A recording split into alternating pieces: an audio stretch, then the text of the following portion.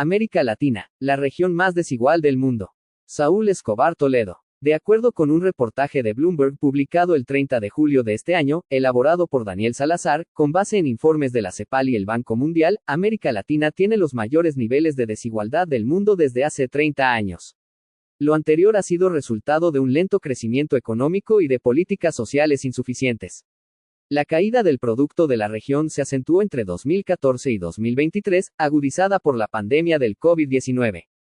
Por ello, la región también sufrió la tasa más baja de creación de empleos en 6 décadas. Asimismo, ha influido un sistema educativo y de cuidados poco robustos, así como la marginación de las zonas rurales. Un factor adicional de gran importancia que explica la desigualdad ha sido la existencia de políticas tributarias regresivas, ya que se han concentrado en los impuestos indirectos como el IVA y el IEPS, que gravan el consumo. En cambio, según la CEPAL, la recaudación proveniente del impuesto sobre la renta de las personas físicas es relativamente baja. Además, los gravámenes a la propiedad de inmuebles, empresas y activos financieros es muy limitado, lo que restringe aún más la capacidad redistributiva de los gobiernos de la región. Oxfam advierte que en América Latina los más ricos pagan alrededor de $20 estadounidenses por cada 100 que reciben de ingresos, mientras que el 50% más pobre contribuye con el doble. Al mismo tiempo, se ha agudizado la concentración de la riqueza. Esta es más persistente, dice la CEPAL, ya que varía menos con el tiempo y a pesar de una elevación del empleo y los salarios. La opulencia patrimonial es una fuente de desconfianza hacia las élites y las instituciones, afirma este organismo de la ONU. En otras palabras, la democracia no ha reducido las desigualdades ni ha garantizado los derechos de las personas a una vida mejor. En la región latinoamericana, el índice de Gini, un indicador que mide la desigualdad de ingresos, ha fluctuado entre 50 y 52. En 2024, bajó a 49. Brasil presentó el nivel más alto entre las grandes economías, con un índice de 51.3 en ese año. Según la clasificación de la CEPAL, la región andina, Bolivia, Colombia, Ecuador y Perú, tuvieron un índice de 49.7, Centroamérica, Costa Rica, Guatemala, Honduras, Nicaragua, Panamá, El Salvador y República Dominicana alcanzaron 49.6. En cambio, el cono sur, Argentina, Chile, Paraguay y Uruguay, y México se situaron mejor, con un índice, respectivamente, de 43.4 y 43.3 en 2024. De acuerdo con las cifras del Banco Mundial, México ha tenido un nivel de desigualdad menor que el conjunto de América Latina desde 2011, la cifra disponible más antigua en el informe. Nuestro país ha logrado disminuir este fenómeno sobre todo entre 2015 y 2020 de 48.1 a 44.6, en 2024, reportó un índice de 43.3. Ahora bien, en lo que toca a la concentración de la riqueza, UBS, un banco de servicios financieros, en su informe 2024 señala que, aplicando el índice de Gini para medir el patrimonio de las familias, la desigualdad es mucho mayor que en el caso de los ingresos. Brasil sería uno de los países con un índice de 0.82 y México, más abajo con 0.72. Por su parte, el portal World Inequality, disponible en World, ofrece datos para 2023 para varios países del mundo incluyendo México. En el caso de nuestro país, el 10% de la población acumulaba el 70.2% de la riqueza, mientras que el 1% más próspero acumulaba el 37.5%. El 50% más pobre apenas reunía el 2.3%. En Brasil, según esta investigación, las cosas eran muy parecidas. El 10% se había hecho, ese mismo año, con el 69.7% de la riqueza nacional, el 1% con el 36.7% y el 50% menos afortunado con el 2.4%.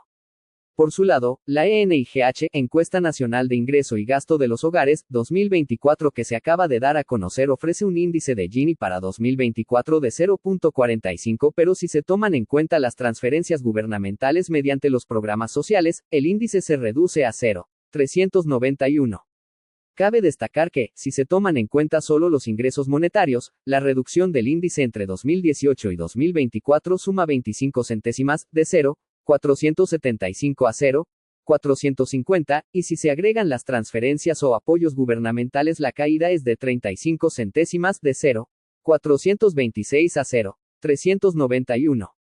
Además, los datos de la ENIGH mostraron que el ingreso promedio de los hogares mexicanos aumentó entre 2018 y 2024 en 15.7% en términos reales y las remuneraciones por trabajo subordinado, salarios, lo hicieron en 12% tan solo entre 2022 y 2024.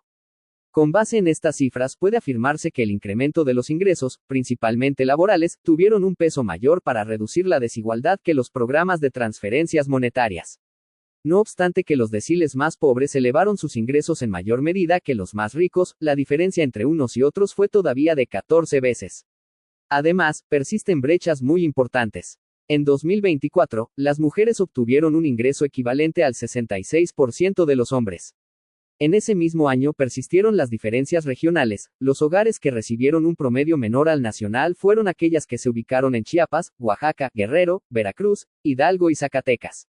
Las más prósperas en Baja California Sur, Nuevo León y Ciudad de México.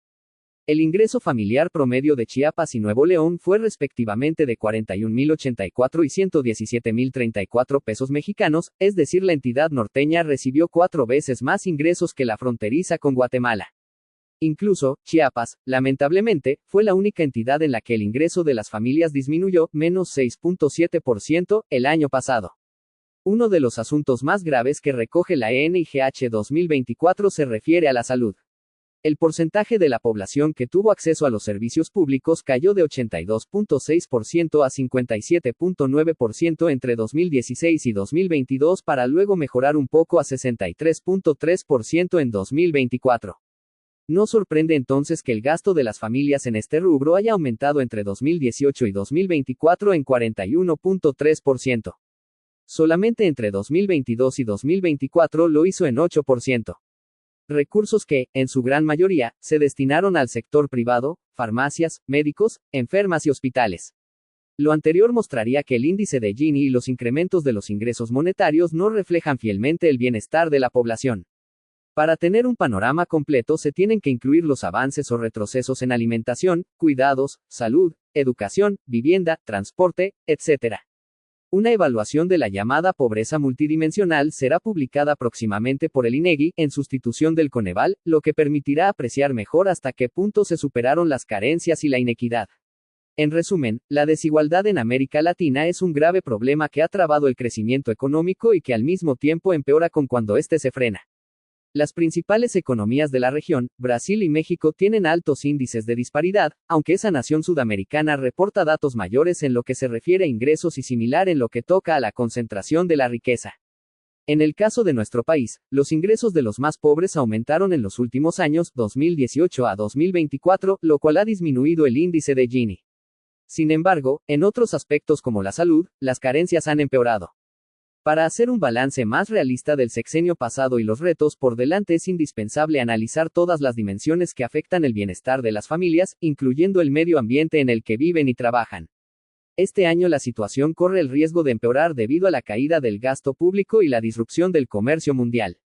Por ello, los esfuerzos para seguir fortaleciendo la política laboral deben ir acompañados de una revisión de nuestro modelo de desarrollo y, en el corto plazo, de una mayor inversión pública. Las transferencias monetarias a la población no han sido suficientes para alentar un mayor crecimiento económico y abatir la pobreza y la desigualdad en su sentido más amplio.